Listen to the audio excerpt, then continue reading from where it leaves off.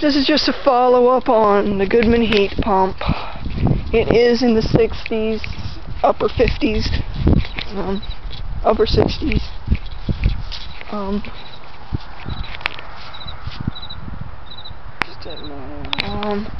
It's 2008. Shh, there's thorns and all sorts of kind of stuff through here. I gotta watch where I step.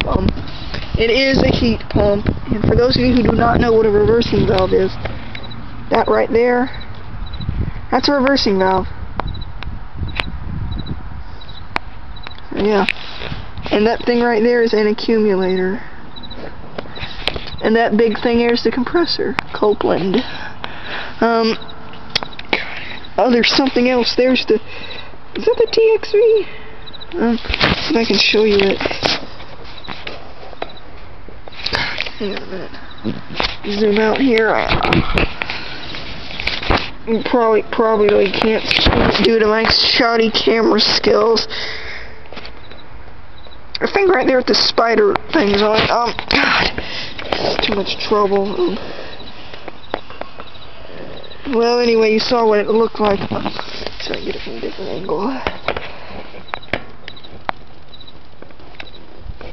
Thing right there is at the TXV.